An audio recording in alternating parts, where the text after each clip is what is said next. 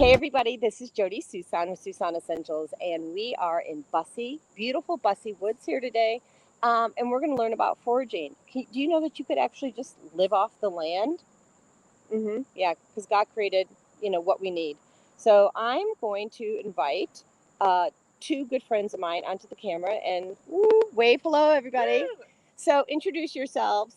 Hello, I am Carly. And I'm Matt. And what are you guys going to talk about today?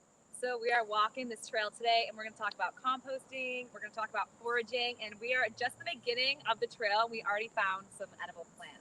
So which is Not the one that just you found edible down for there? humans, but edible for deer also. Ooh. Okay.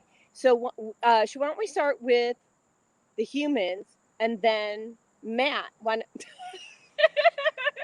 and then we can start on the deer and why it's so important that we know. Humans can eat deer. Thank you. So hold it for a moment. So I killed my apple. So right here we have plantain. And I'm going to take a close-up. Cool. So it's plantain because of these seedlings right here. And so this is edible. The leaves are edible. You can put them in salads. You can eat it plain.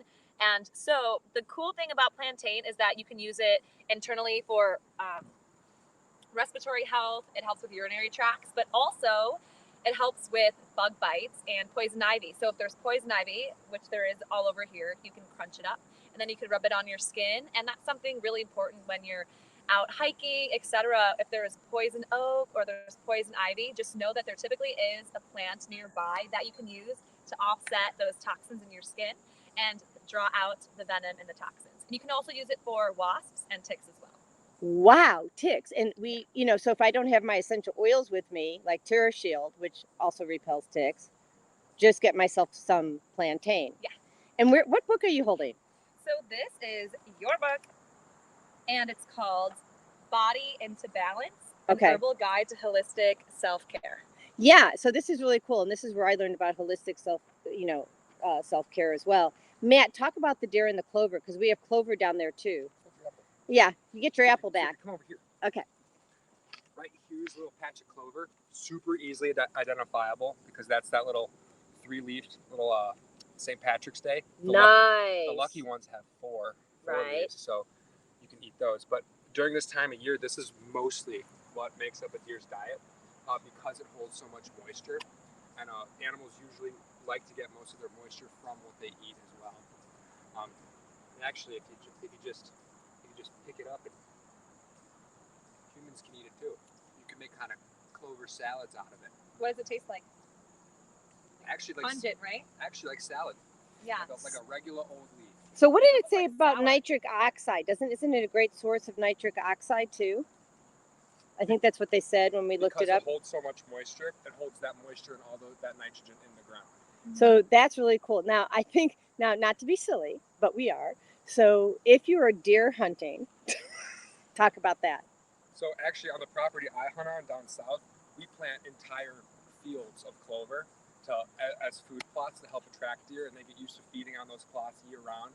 And the clover will come back every year. And the funny thing about clover is we almost don't have to watch it at all. So if you're planting other things for deer plots like alfalfa or watching over apple trees or something like that, the clover doesn't have to be watched and comes back every year. So it's a really hardy plant and also attracts different pollinators, just making that whole ecosystem that you plant the clover on just a very complete ecosystem. We almost don't have to watch it at all. That's amazing. Any other last words about clover or plantain? Yeah, so clover, like we were talking about, is really high in nitrogen. It gives nitrogen back into the soil, nitrogen fixation, and then that way we're not only preventing erosion of the soil, so for any animal agriculture, etc., but it's just really nourishing and again keeping the ground moist for abundant plants. And then again, nearby there's so many other edibles because of the clover. Cool. So we're gonna pause here, but we're gonna go look at some other plants, right? All right. Do it.